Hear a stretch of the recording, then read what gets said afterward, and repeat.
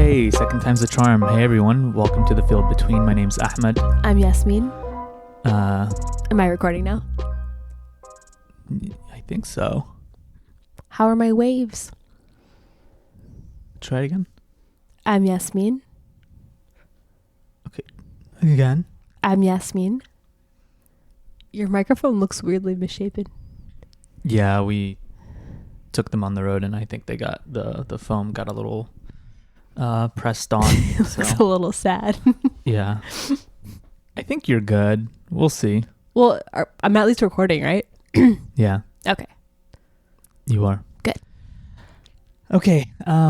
It'd be really funny to actually have a whole episode where like there was pauses where I was talking. You just don't have anything to I add. just am not there. Yeah. This could be the one. Yeah. Yeah. Definitely make sure to cough directly into the microphone. I'm sick. Sorry, y'all. Yeah. I'm doing better now though. I'm glad. I think it's moving from my nose into my throat. I don't know if that's science, but that's how it feels.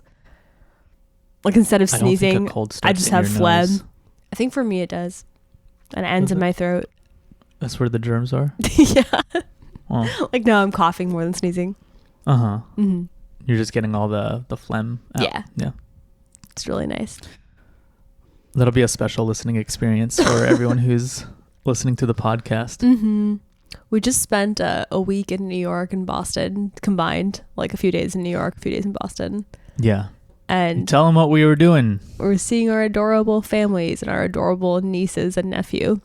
Nice. And so first we saw my niece on... I didn't see You her. actually didn't see her. I because actually have no idea whether or not she exists. because of your schedule. I've not seen any empirical evidence. We saw Theo, who's a cutie. And then we stayed with your sister. So we got to see a lot of our new niece, who is so adorable, really cute, but also a source of contagion, as most little children are. So she got us pretty sick. Yeah. Yeah. But she was really cute. It was fun spending a lot of time with her. Yeah. Yeah. So I don't know if I have items, but I didn't really prepare them because we're kind of recording last minute. So I can save them until next time, maybe. Okay. Yeah. Sounds good. Unless they're like time sensitive. I'd also be down to do like a small little episode sometime later this week. What do you think? Maybe.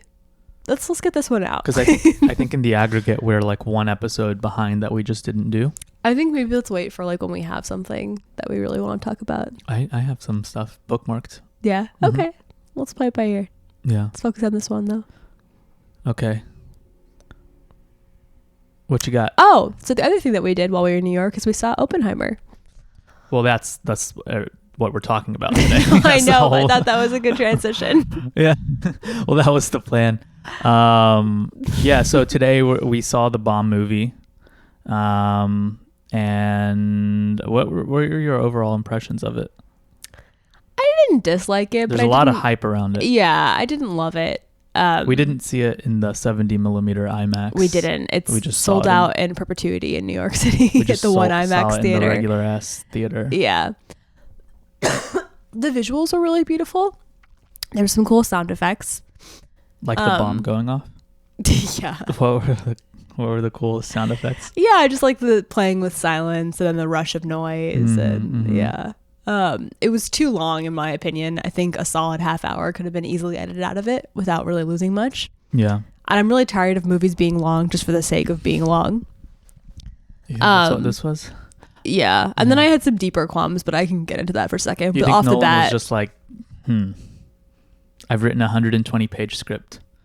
Let me write an extra 60 pages. No, I think people just don't edit anymore. Like shit doesn't have to be long just for the sake of it. I think that there was a lot that could have been left. Yeah, I think that editing is a lost art.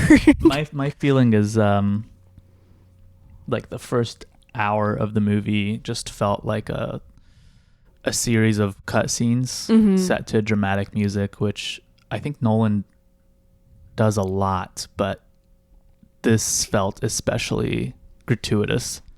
Yeah. Or indulgent in that sense. Right. And there was a lot of jumping around in time, which I don't mind if it's done artfully, but it kind of just felt like a compilation of clips a little bit at points. We should watch The Prestige. He kind of does that there. He also does it at the end of like Dark Knight. He does it a lot. I think the only other Nolan movie I've seen is Inception. Yeah. Yeah. But I think, I mean, I don't know. I feel like the hype was hype. Yeah. It's like one of the blockbuster movies of the summer. Yeah.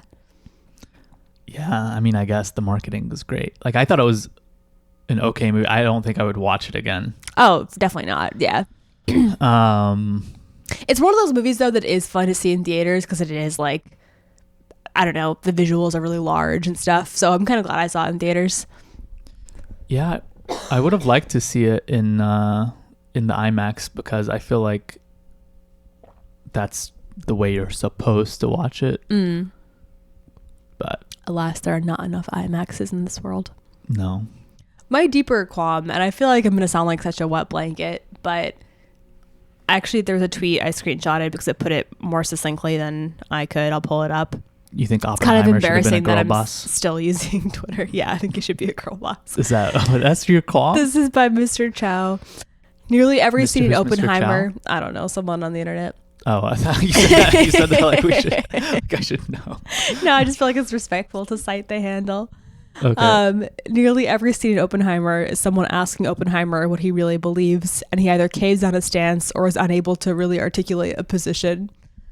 And I feel like that's pretty accurate. I mean, it was interesting to see earlier in the movie the kind of like social movements at the 60s and the lab at Berkeley trying to unionize. I mean, those conversations are unfortunately still very alive and relevant today.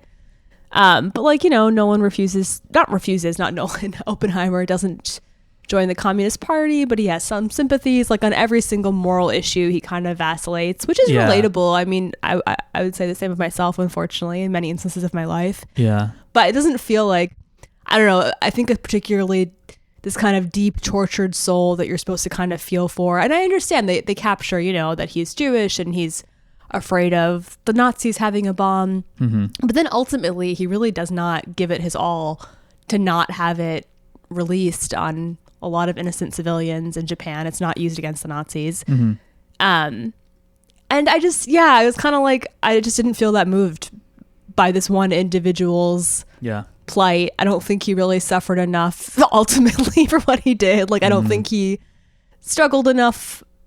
I didn't find it that compelling on the whole. Interesting. By the way, this is like the only, I will say this for the movie, only movie that is unspoilable. Right, you kind of know what happens. Yeah, that's true. So I feel like we can. We don't have to say no spoilers. Yeah, good point. The bombs bomb did go off, folks. Yeah. They got developed. They got dropped. Yep. Yeah. All. So, yeah, I think when people go into the movie just knowing that, as a matter of historical fact, like the bombs did get dropped on Japan. People are not going to the movie to figure out whether or not the bombs got dropped on Japan. That you want to go and see like a really compelling character sketch. And I think just because of the first hour being a series of like cutscenes and dramatic music, it kind of, you don't really get to familiarize yourself or know the internal thoughts of the character as much. Like you can't really know them all that well. So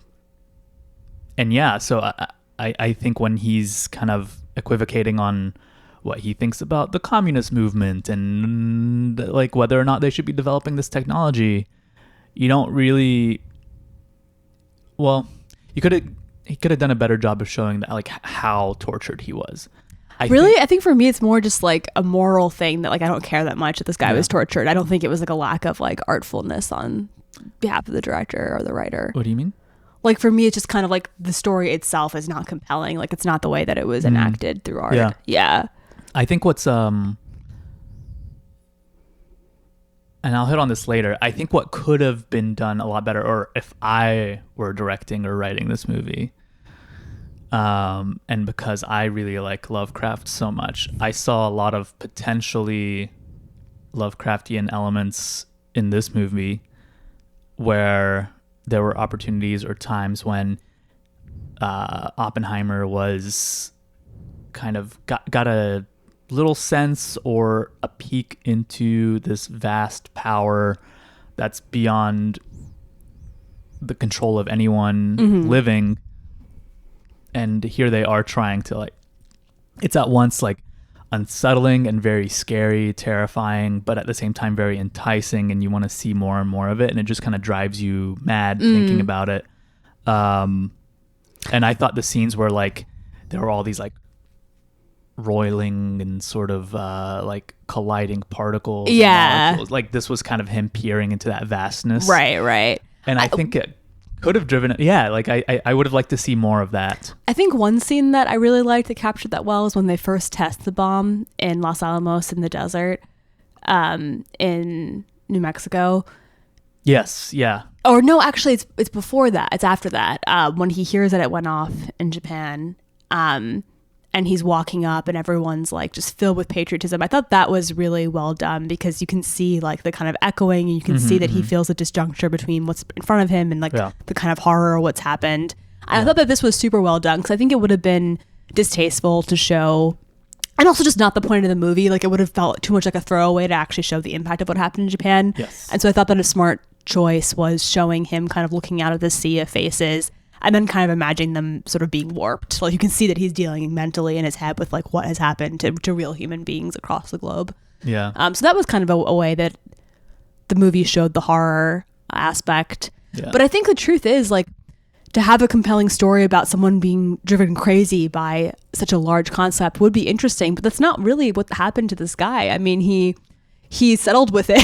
Like he settled with the horror. I mean, he continued. I don't know if that's true. But he never disavowed it historically. You know what I mean? He. But in the movie, right? Like I'm right. But I mean, that's the thing. It's like a historical depiction, and so I feel like it's just like a story of a person who was like highly morally compromised in a way that is hard to. Yeah, like hard. It is kind of horrific, and that was not the movie's main point. You know. I disagree a little bit, but before we get too far, we're going to be discussing this movie along with, we thought it would be good to also talk about an essay by Arundhati Roy, who is an Indian writer who, what did she write? She wrote The God of Small Things. Yeah, so she's amazing. She's written a lot. Both fiction really beautifully and also just gorgeous political criticism, beautiful like nonfiction writing as well. I love her nonfiction writing. Yeah. We should try reading her fiction. I'm curious how you'd like it. It's interesting because her voice is so different in her fiction. Really? Yeah. I mean, similar themes. Yeah. But just like devastatingly sad. I feel like actually her nonfiction's a little more uplifting. Yeah. Yeah. So I'll be down to try it. I've read a lot of her nonfiction essays, and I've definitely I think she's read a beautiful writer. More of her fiction, yeah. Less of her nonfiction. But we read an essay called "The End of Imagination," which is about the her kind of feeling about India's nuclear bomb tests in 1998, which was called Pokhran 2. I think the first like big test was done in 1974, but this is the second. And she's kind of just talking about what's kind of going on and her feelings on like really how devastating the fact that these bombs even exist is, right? And she's writing in the same year that exactly it's confirmed that both India and Pakistan have nuclear weapons. Yep. And how potentially like how the fact that even these bombs exist governs us, right? Like that they don't need to detonate in order to have the intended effect. Right. And I really love the title, The End of Imagination, because it really, that's a good way to think about it, is that because these bombs are so massively destructive, everything that you do is a consequence of these things existing, or is limited by the fact that governed by these bombs. And also just the kind of priority that has to go into this. And I mean, this is a larger critique that we could make. I mean, just the kind of money that goes into, for example, the US federal government versus like the many social services that we are solely lacking. And I find that's unfortunately especially striking in India and Pakistan, where like a larger portion of those populations are in abject poverty. Like the amount of money that was poured into making these nuclear weapons is in of itself a kind of violence, you know? Yeah. That was something else that came up that I was reading about just in reference to the Los Alamos testings, that I understand why it wasn't the main point of the movie, but it wasn't something I was aware of historically, which is kind of shameful. But there were people, the movie made it seem like it was completely desolate. But there actually were like groups that were living close enough to the site that they suffered from radiation. They're mostly indigenous, mostly Native American. Yeah. And there was the movie like made it seem. I mean, they said it was like an Indian grave site or whatever. Yeah, it was like, yeah. But there were like living yeah. people there. Yeah. I don't have to read it too much, but I found an article from the History Channel that was talking about that the high rates of infant mortality, like decades after those testings, like just clear health risks, and also those people weren't told. And when the bomb was first tested, and people panicked, were able to see it because you can imagine it was massive. Right. You didn't have to be very close. They were told that it was a mistake that had gone off at the lab and like not to worry about it. So I mean, literally, like Americans who were lied to. And that's like, again, I feel like such a wet blanket. I'm not like a black and white moral person, but I do feel like, just like, what is the point of making a Hollywood movie and obscuring that kind of history? It seems kind of evil. Is that, I don't know. I don't know. I think I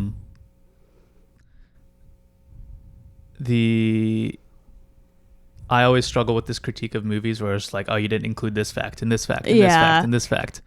I get that wasn't the focus of the movie. Yeah. Right. And I'm just like, well, but like, should it have been? You're asking them to just write a different script. I like to think more about like, oh, with the pieces that they did play with, how did they do a good job? Yeah. I just don't know. I feel like choosing to tell this story is choosing to like support American empire in a way that is really nefarious and kind of like wrong. Yeah. Yeah. Like, I feel like it's just a story that shouldn't have been told. Yeah. Yeah. I mean, the thing that they did choose to focus on was the uncertainty that they had when they were calculating whether or not the bomb would set off a chain reaction that would set the entire atmosphere on fire. Yeah. And they couldn't say with certainty that would not happen, and that they were going to still move forward with the testing, and that was causing a few people, but not everyone, a bit of like just mental anguish. Right. And it was I think it showed that it was especially like scary to Oppenheimer himself. Right. And they also showed the Red Scare stuff really well, and that's obviously somewhat critical of the American states. That was interesting. Yeah. It starts off with the very first thing that you see is just like fire, and then the quote from about Prometheus or whatever, about how he stole fire from the gods and then brought it to humans, and then he was tortured for eternity. Right. And I think that kind of sets the tone of the movie here. Yeah. And I do think the first time that we saw that he was like especially like troubled or tortured was after that first Los Alamos test. Yeah, but he kind of gets over it throughout his lifetime. I don't know if he does. But he remains like out of self-interest or self-protection for his family or whatever. He remains in the service of the federal government as long as he's able to. He plays like a both end game. He speaks to wanting nuclear detente, but he doesn't like speak out against what happened at Hiroshima or not, He kind of seems like after that, he kind of, I got the sense that he was just kind of like an empty shell of a man, and that he didn't really care, right? Like his wife was constantly asking, why aren't you fighting against this man? The senator who's trying to not the senator. What was he? Was he tied to the FBI or some kind of intelligence agency? He was played by Robert Downey Jr. Anyway. Oh, that character. Yeah. He was trying to get confirmed to something. To a cabinet position. Yeah. Maybe he was a senator. Yeah. Maybe. And so anyway, he was not really fighting back against this man, and his wife was just like, why aren't you fighting back in these hearings, these closed testimonials? And for me, I got the sense that he was just kind of, after he saw the destruction, he was like, wow, nothing really matters. Really? I feel like that's too generous a reading. I think that he just wanted to be martyred a little bit to redeem himself in terms of public image and the scientific community. But these weren't like public hearings. They were just removing his clearance. You know? And it was something that was just happening in the background. Like, I don't know. Yeah. That's how I chose to read it, is that he was just kind of empty on the inside. Like he'd been hollowed out by this bomb. Yeah. What do your notes say for the essay? Yeah. Let's see. One thing that kind of struck me throughout the essay is that I do think even at the time of her writing in 1998, nuclear war felt more like a real risk than it does right now for me personally. Yeah. Like I feel like also because we're living through like such intense climate change, that's what I think of in terms of construction of the environment. Yeah. Well, I mean, just what like, about with the Russia-Ukraine war and India-Pakistan? I mean, I don't know. I just feel like we're like being boiled by Israel, the sun and like Iran, air. Yeah. I mean, it could happen again for sure. I mean, India-Pakistan is particularly ironic because there's such close proximity that in a lot of cities, like if you were to drop a bomb, like it's kind of almost poetic. Like it almost invariably would also hurt the other side. Yeah. Which is like even more ridiculous that they both have nuclear weapons. I mean, really, so many cities are close by that it would, you would hurt your own citizens. But I think that's the idea is not to target your enemies or to destroy them. It's just to kind of, I think in this essay or maybe a different one that she had written, she said like the point of nuclear bombs is not to, like, it's not man warring against man or anything like that, or you trying to target your enemies. It's like warfare against the earth itself, just because it is so vast and destructive. I think she would say also, just in reply to your comment, the fact that we think about climate change a lot more, which climate change is a very valid thing. The fact that we don't really think about nuclear bombs is also terrifying in a way because they exist, but they're just kind of baked into our reality in a way. Right, definitely. It's like a nuclear realism, like you have the concept of like capitalist realism or whatever, but this is just kind of like a nuclear realism that they're so deeply embedded in our bodies and environment and geopolitics that they just like silently govern everything that we do. I like the analogy to capitalist realism. Yeah, like a sort of thing that you can't imagine beyond and just kind of become part of the background in a way that you can't really see anymore. Yeah, I think that's a good analogy. And we can easier imagine the end of the world than we can like maybe like some sort of nuclear disarmament treaty or whatever, like going across the world and everyone getting rid of their bombs. Yeah. I do think, to be fair though, part of why climate change feels more real now is that we're like living through it in a way that is more visceral. And even those of us who are relatively privileged and comfortable, it's still affecting us, you know. And she's got like a little quote on page 6 in this copy of the essay that I wanted to read that just kind of talks about the US. Let us pause to give credit where it's due. Who must we thank for all of this? The men who made it happen, the masters of the universe, ladies and gentlemen, the United States of America. Come up here, folks. Stand up and take a bow. Thank you for doing this to the world. Thank you for making a difference. Thank you for showing us the way. Thank you for altering the very meaning of life. And I thought that it intersected nicely with the movie, just in thinking about the kind of legacy on a grand scale this has left for the world. Like that the US is the place that we created this technology, and then what it means for other countries to acquire it.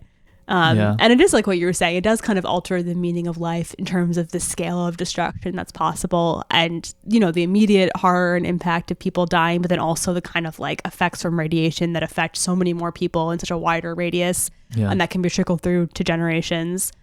And there's also, I mean, this essay, and like Arundhati Roy is famous for this, is a beautiful critique of nationalism, just like this idea of an India needing to be protected and needing like this sort of like mythic bomb to understand itself. Again, I can't remember if it's this essay or whatever, but it's just like India, like you know, in the BJP, that's kind of like they want to bring about like, what is it called, like the Hindu Raja, or like they want a Hindu India, and then Pakistan on the other side is like they have like the Muslim bomb and the Indian bomb. I do have actually a quote on page go for it 2. While you're looking for that though, I'll say definitely I think that was really well put, this idea that in India this is going to be like a perfect Hindu bomb. Like it's so silly that the technology itself can be kind of anthropomorphized, but it really is. Like I've heard quite a bit about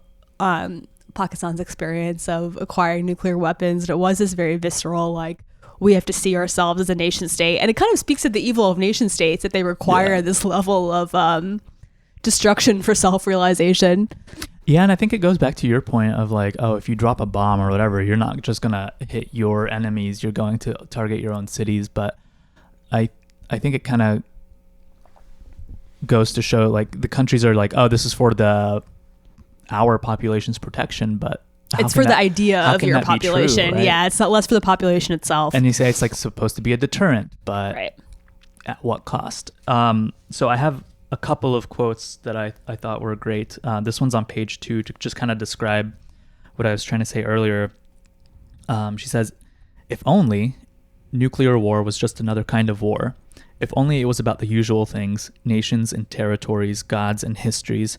If only those of us who dread it are just worthless moral cowards who are not prepared to die in defense of our beliefs. If only nuclear war was the kind of war in which countries battle countries and men battle men, but it isn't. If there is a nuclear war, our foes will not be China or America or even each other. Our foe will be the earth herself. The very elements, the sky, the air, the land, the wind and water, will all turn against us. Their wrath will be terrible. That's the thing I forgot. I'm glad you brought up that quote, but I think that's why I was also thinking about the parallels to climate change. I feel like I wish I could remember where, but I read a really great ecological critique that was saying, we always talk about how we're destroying the earth, but like we're making the earth uninhabitable for us. Like there will be earth after us, there will still be cockroaches. There will probably still be some forms of sentient life. All the rats in New York. Right. All the rats in New York will rejoice and eat our corpses. But yeah, like the idea that you're willing to kind of destroy your natural environment is ultimately a kind of willing to destroy the self, like a willing to destroy humanity. Yeah. Sorry. Go ahead. Did you want to read another quote or? Yeah. And then this one is kind of about the psychically damaging aspect of them existing. She says, from now on, it is not dying we must fear, but living. It is such a supreme folly to believe that nuclear weapons are deadly only if they are used. The fact that they exist at all, their very presence in our lives, will wreak more havoc than we can begin to fathom. Nuclear weapons pervade our thinking, control our behavior, administer our societies, inform our dreams. They bury themselves like meat hooks deep in the base of our brains. They are purveyors of madness. They are the ultimate colonizer, whiter than any white man that ever lived, the very heart of whiteness. Yeah, and I think you see that even in the Oppenheimer movie, right? Even the fact that like the people that were hurt by the testing were indigenous, the people that ultimately the bomb fell on were not Germans, but people who were Japanese. I mean, I don't want to be too cynical, but I do think there's something to that, right? Yeah. That it was easy to see these kind of lives that were not white as disposable, as good for an experiment. And there's this kind of like callousness that comes out of these conversations, which it's hard. I understand there's an idea of like us versus them, and like at least it ended the war and more Americans might have died. But like, I mean, God forbid, like everyday people should be held accountable for their leaders. I mean, that could so easily be turned against us in the US, right? Like who lived through the Trump administration wants to be held accountable for a leader who just kind of runs their mouth and like does whatever. No, it's horrific. I think she just has like such a great way of kind of invoking that sort of like madness, the fact that they just exist. That's when I read that, I was just like, oh yeah, this is very much like a lot of the characters that you see in a Lovecraft story who are just like, they discover that this thing that is massive exists, and it's just, you're so insignificant in the face of that, and it really drives you nuts. It's also, it calls into question, like, for whom in India is this a win? And she talks about, like, people who are, agrarian workers, like, people who are not upper class. Like, what does it mean to them that there's a bomb? Like, how is that substantially bettering their lives, what are their stakes in the state? I wanted to go to because you mentioned the BJP thing, and now that the BJP is so successful and such a fixture in India, and this was written a while ago, I thought this was really interesting to see. I mean, she's just so like prescient and like has her pulse, I feel like, on politics. But she talks about Indira Gandhi, who was the first leader of India, Nehru's daughter, and Indira Gandhi famously kind of declared a state of emergency where like most constitutional rights in India were banned during that time. and kind of set the stage for the sort of far right movement that then became the BJP. And she says, basically that while Miss Gandhi played hidden games with politicians and their parties, she reserved a shrill covenant school rhetoric. The BJP, on the other hand, has chosen to light its fires directly on the streets, in the homes and hearts of people. It's prepared to do by day what the Congress would only do by night. And so she's talking about the BJP kind of like stoking, nationalism, and in particular, or like anti-Muslim sentiment. And that's all being done in the idea of like India for Indians. And then she points out like, why is the bomb Indian? Like what makes this like piece of technology Indian? Yeah.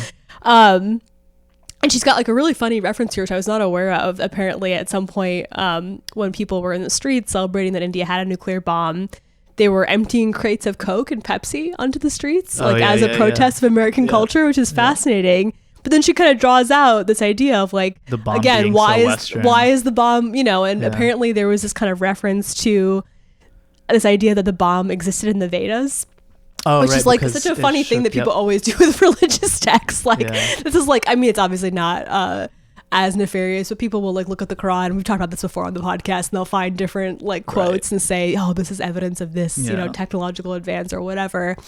But yeah, the idea that this kind of ancient text that existed before Hinduism was formalized could kind of speak to the bomb coming shows like all these different components of nationalism being wound together in a really interesting way. That was page 18. I think the story in the Vedas that she's referencing is like about Lord Krishna lifting a hill. Right, and everyone's just like, wow, because they tested the bomb and it literally just like shook mountains and just vaporized a lot of the landscape. And that was a funny crossover too, because in Oppenheimer there was a quote that a lot of people have been referencing from, not from the Vedas, but from the Bhagavad Gita. I can never say that properly. But again, these kind of like religious references that are made to kind of try and understand these things that we have done that are larger than life. Because in a way, I think creating something like a nuclear bomb is trying to play God, right? It's trying to be a kind of biblical figure or any kind of like omniscient, omnipresent figure that could like destroy life, It's kind of the... it's kind of like the ultimate form of like idolatry, right? It really is. You create this like thing that is so massive and powerful, and you have no choice but to worship it. Yeah, like from a Muslim perspective, I'm just thinking, or like from my own personal perspective, like what does it mean to be like, I can kill like hundreds of thousands of people? That also is an interesting kind of vision of creator that is focused more on destruction. It's not like, oh, I can give life. It's like a very death-centered, I don't know, kind of idea of humanity. Yeah. I don't hear a lot of people coming at it from a specifically Muslim perspective, you know what I'm saying? Me either. I'm curious because I'm sure that there were ways in Pakistan that they made this like a religious thing. I wonder what kind of rhetoric they used. Probably just anti-Hindu rhetoric, honestly. But I wonder how they what flavor they used. Yeah. I think that I think this is okay to say on the podcast, but I think that like historically, I think my family really advocated for Pakistan to have nuclear weapons, which is really unfortunate. Yeah, because I think there was an understanding that there needed to be like a counter to Russia and aggression at the time or whatever, and also like really though to India, but using the excuse of Russian aggression or whatever. Yeah. That sucks. But it's kind of like what is it called? It's like a Malthusian trap sort of thing, where it's like everyone else is gonna do it, so you can have. So you gotta do it too. Yeah. But I'm not afraid. Like I think we're more likely to get boiled alive at this point from the sun. Like I'm not sure. I'm not sure if that's true, because it's just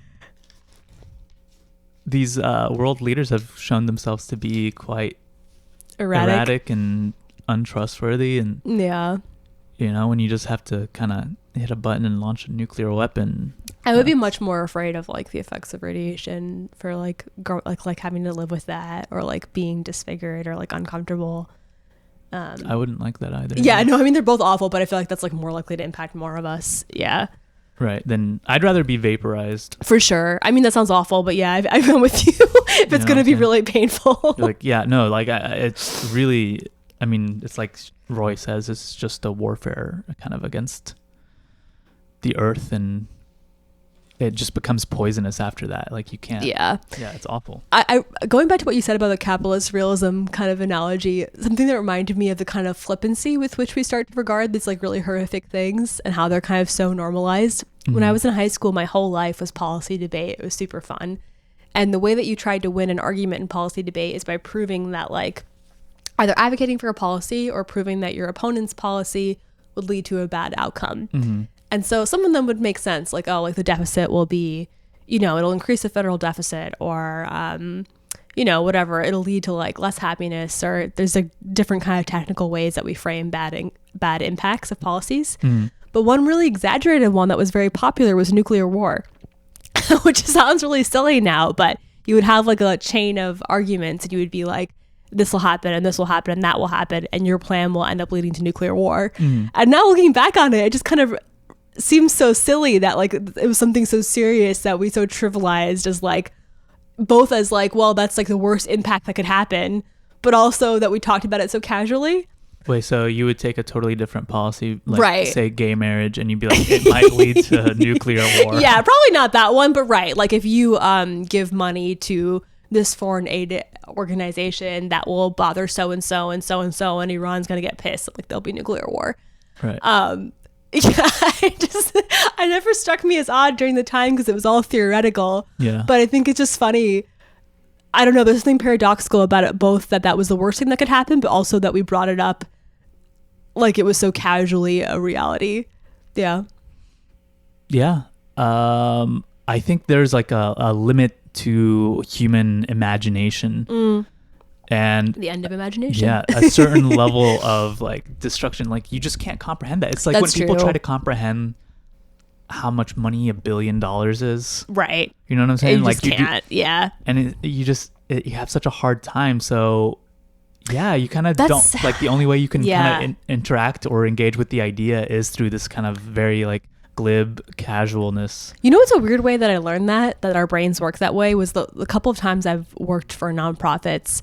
When you want donors to donate, it's surprising, but often numbers are not as effective as stories, which makes sense, but it's really true. You could be like, we increased test scores by this percentage, and like these many more of our students are going to college this year or whatever. And those are good numbers, but like they're actually a lot more likely to pull out their pocketbooks for like, Alex had this situation and then XYZ happened. Like in a weird way, it's easier to comprehend both joy and suffering on like a human individual level than it is to understand like magnitude. Yeah. And I think that's part of why it's so easy for people to kind of dismiss mass suffering, because it's like, well, hundreds of thousands of Japanese people died. That's horrific. But like, what if a few more Americans had died? Like if you just kind of are able to humanize individuals that you kind of quickly can see more connections to than like masses of people. Yeah, when they're framed that way as masses and not as individual people who suffered.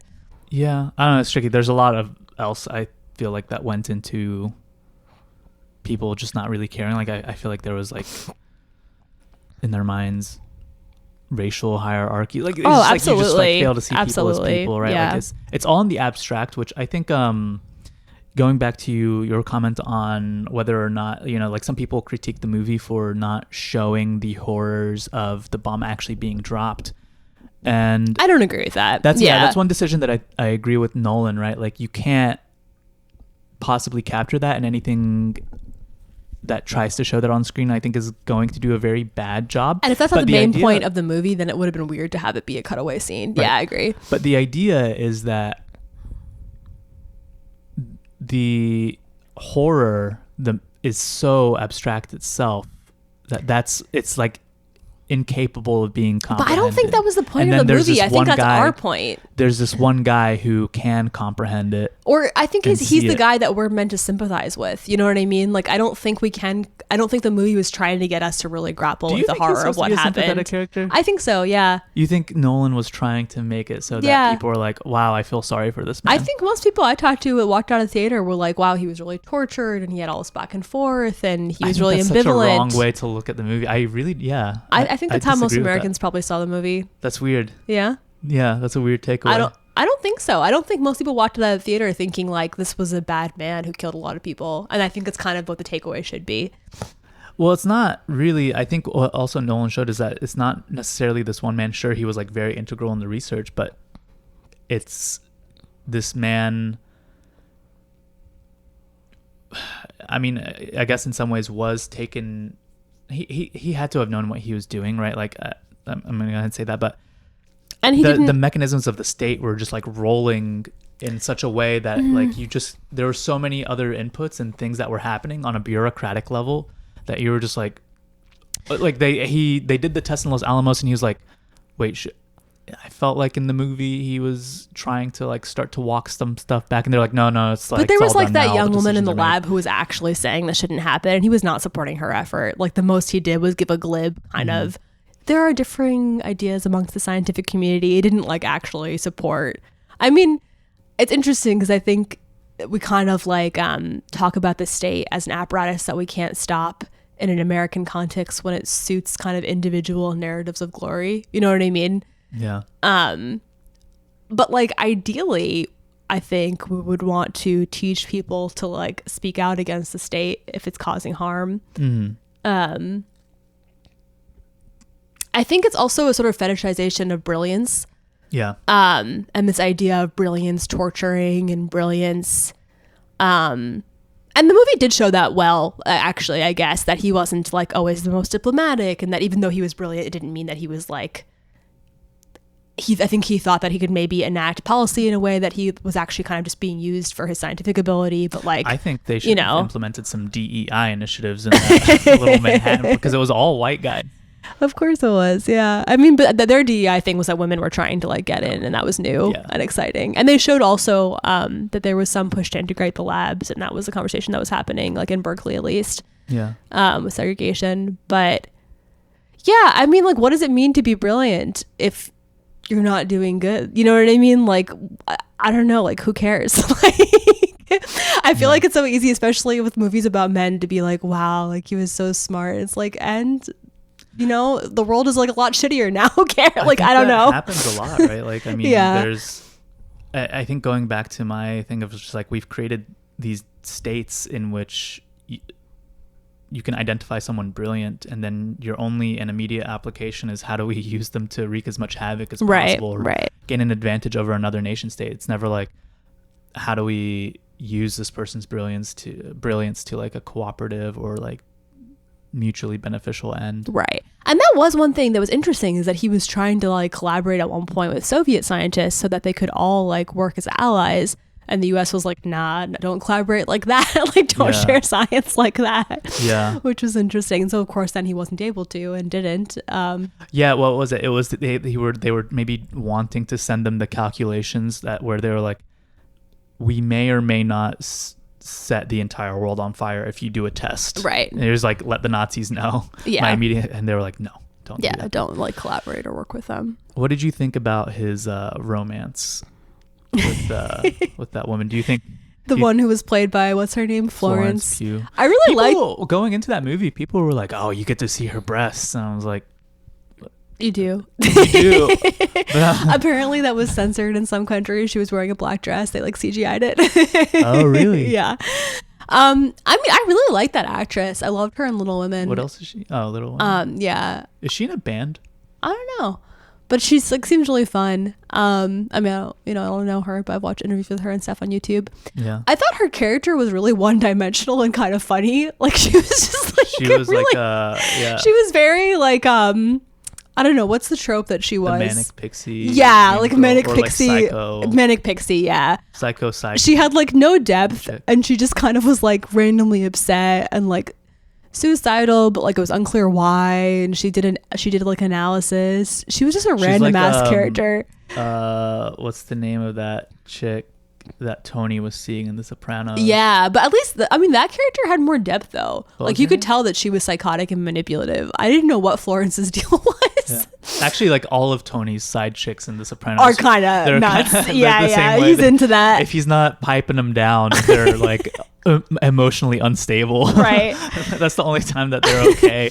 I liked the wife character more. She was interesting. you could see that she kind of like had a lot of ambivalence about being a mother, and you don't get to see her breasts. You don't. Yeah. That's a real downfall for her as a character. But she Yeah. like was a more interesting, sophisticated, three-dimensional character. The Florence character, I just didn't really get what her purpose was.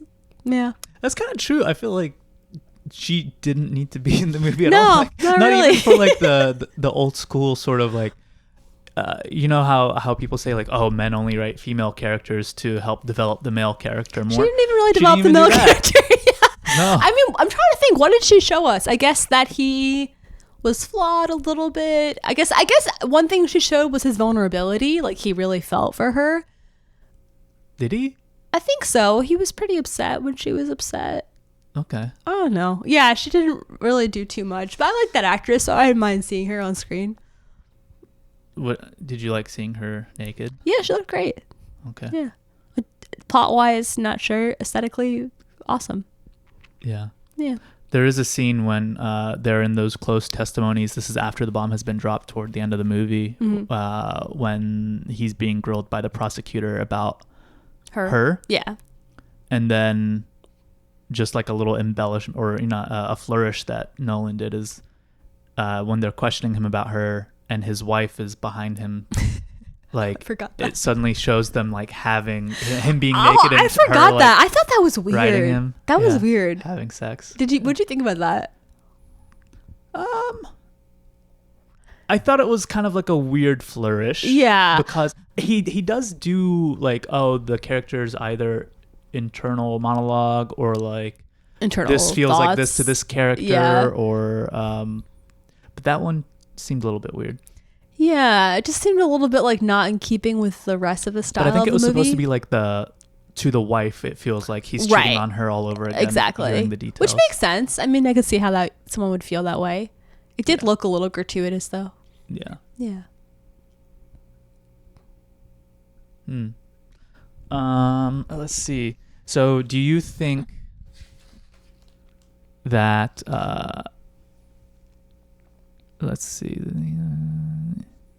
I don't know. Yeah, I don't know if I have any more thoughts. I kind of do wish that Nolan had showed more of the disturbance that arises just from these things, like Arundhati Roy talks about, like just the sheer fact that they exist should be. If I were to keep the same kind of focus on Oppenheimer, I think I would try and make him sort of like a character from Breaking Bad, like a tragic hero, but ultimately you understand he's evil. Yeah. As opposed to like just a tragic hero. Yeah. Yeah. Like, I don't think it's wrong to get the audience to explore, like, oh, what is the evil in me that is rooting for this person that has ultimately kind of championed and enabled this destruction. But to me, it felt like the wrong takeaway that I walked out feeling like Nolan wanted me to like Oppenheimer. I don't know. Again, this is something I don't necessarily agree with, and I don't know what the actual Oppenheimer was like, but I think what this movie does show is that you yourself don't need to be like wholly evil to Enable do evil. or enable it, that's a good because point. we've built Structures evil nation that allow states. for that. Yeah. No, that's true. Not only allow for that, but just Tend encourage towards that or that. tend Yeah. towards it. Yeah. No, Um, that's a good point. and for something as horrific as creating a nuclear bomb and testing it and then dropping it on people toward the end of a war that was ending anyway,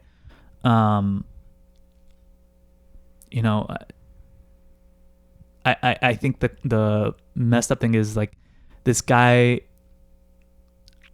doesn't have to appear or be fully evil or like totally lack humanity. I don't know. To enable that. Yeah. Yeah. It's the real horror is that it could be almost any of us, right? Like we live in these evil systems and we enable evil every day. It's like a both end. I think you both want to speak to how efficient the system is, but you also don't want to lose a shred of like, because there are people who resist every day. You know what I mean? There were people also who were against the nuclear project. There are people who still work on nuclear disarmament, who don't see it as a morally nebulous issue.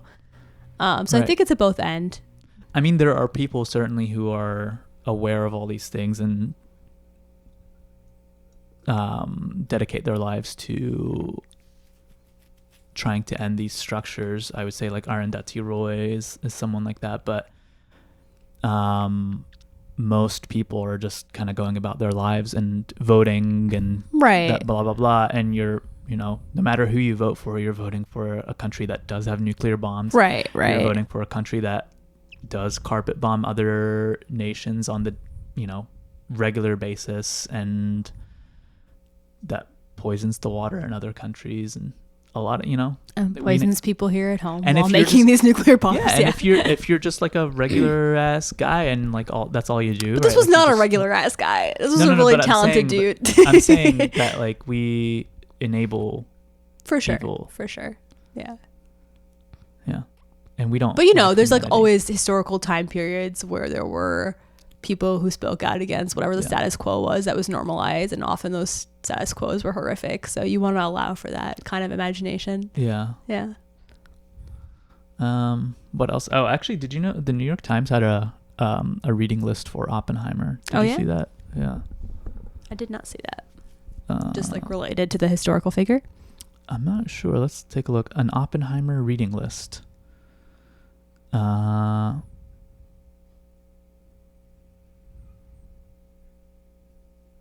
They recommend starting with American Prometheus by Kai Bird and Martin J. Sherman. I think that's what this was based on.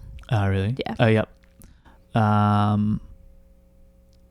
Then they say another good starting point is The Making of the Atomic Bomb by Richard Roge, which broadens its lens beyond Los Alamos and into the labs in Chicago and New York. So far, I'm not that impressed by this reading list.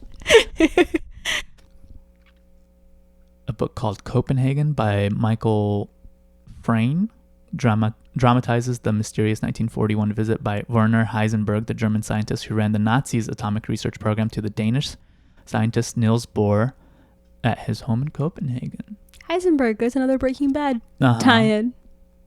Do you think it was that Heisenberg that he named himself after? Yeah, it was. After the Nazi? Mm-hmm. Really? Yeah. Uh-oh. Yeah. I think it's because I looked it up to see who it was. Yeah. Oh. It's supposed to be a big clue that he's starting to be a pretty evil guy. Oh, interesting. Okay. And then they said to read Hiroshima by John Hersey. Good. I'm glad they included something about the victims. Yeah. And that was it. Can I read a little bit from this history article? The atomic bomb's first victims were in New Mexico. Because I just thought that a lot of this was not information that I knew. Mm-hmm. On July 16, 1945, J. Robert Oppenheimer, the Manhattan Project scientist, detonated an atomic bomb for the first time ever at the Trinity test site in New Mexico. The explosion took place more than 200 miles away from the Los Alamos laboratory where they'd built the weapon. But the testing site, located in the Tulsora Basin, was not an isolated area. Nearly 500,000 people lived in the area within a 150-mile radius of the detonation, some only 12 miles away. Many of them heard and felt the Trinity explosion around 5:30 that morning. Some had direct contact with the fallout material. Mm-hmm. The U.S. government, keen on avoiding, I'm skipping around a little bit here, keen on avoiding panic and maintaining the project's high level of wartime secrecy, told Basin residents that the blast they'd seen was simply an accidental explosion of ammunition and pyrotechnics. Officials chose not to evacuate the area, nor to warn residents of potential health effects. One of the most immediate health impacts of the Trinity test was a spike in infant deaths. At the time, scientists did understand that exposure to nuclear radiation could lead to tumors, cancers, and other health effects. In fact, 5 days after the Trinity test, Warren had told Manhattan Project leader General Leslie Groves that the nuclear fallout from the test represented a very serious hazard over a 2,700 square mile area downwind of the Trinity site. That